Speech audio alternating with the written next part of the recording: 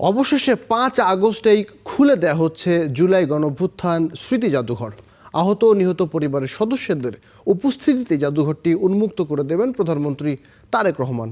সে সাথে এবছর ৫ আগস্টকে স্বৈরাচার পতন দিবস হিসেবে সরকারিভাবে পালন করা হবে বলে জানান মুক্তিযুদ্ধ বিষয়ক প্রতিমন্ত্রী।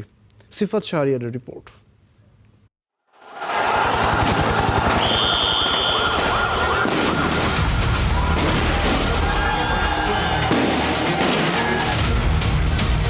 গুনখুম, নির্যাতন, বিরোধী মত দমন থেকে ক্ষমতার অপব্যবহার, এ সব কিছুরই পাওয়ার হাউস ছিল লাল দেয়ালের গণভবন। তাই গণমানুষের হতে না পারা গণভবনের প্রতি মানুষের ক্ষোভের পরিধি ছিল ৫৬,০০০ বর্গমাইল। সেই ক্ষোভের বিস্ফোরণ হয় ৫ই আগস্ট। ছাত্র জনতা দখলে নেয় স্বৈরশাসকের বাসভবন। সেসব স্মৃতিচিহ্ন, এই বিপ্লবের দুর্লভ সব দলিল, শহীদ ও আহতদের নানা স্মারক, পোশাক, আন্দোলনের ব্যানার, প্ল্যাকার্ড সহ অন্যান্য সরঞ্জাম সংরক্ষণে উদ্যোগ নেয় অন্তর্বর্তী সরকার। সিদ্ধান্ত হয় গণভবন হবে জুলাই স্মৃতি জাদুঘর। কিন্তু বারবারই দিনক্ষণ দিয়েও চালু করতে পারেনি অন্তর্বর্তী সরকার।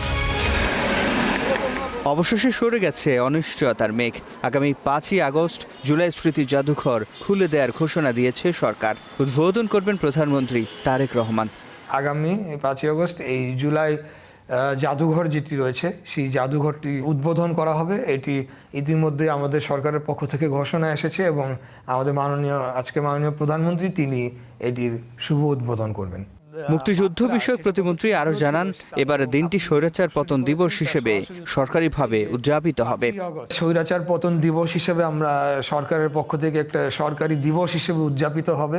আমাদের প্রস্তুতি গ্রহণ করা হয়েছে স্বৈরাচার পতন দিবস, এবং ওই দিন আমরা চীন মৈত্রী সম্মেলনে আমরা শহীদ পরিবার এবং আহত পরিবারদেরকে নিয়ে একটা অনুষ্ঠান হবে। সেই অনুষ্ঠানে আমাদের আজকে মাননীয় প্রধানমন্ত্রী জনাব তারেক রহমান তিনি প্রধান অতিথি হিসেবে উপস্থিত থাকবেন।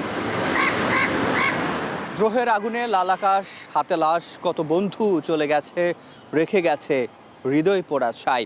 2024-এর ৫ আগস্ট ছাত্র জনতার পুঞ্জীবিত ক্ষোভের যে বিস্ফোরণ হয়েছিল, সেসব স্মৃতি এখনও দগদগে। আর বুকের বাঁ পাশের সেসব স্মৃতি সংরক্ষণে প্রস্তুত এই আঙ্গিনা এখন কেবল অপেক্ষা আনুষ্ঠানিক উদ্বোধনের। সিফাত শাহরিয়ার, স্টার নিউজ, ঢাকা।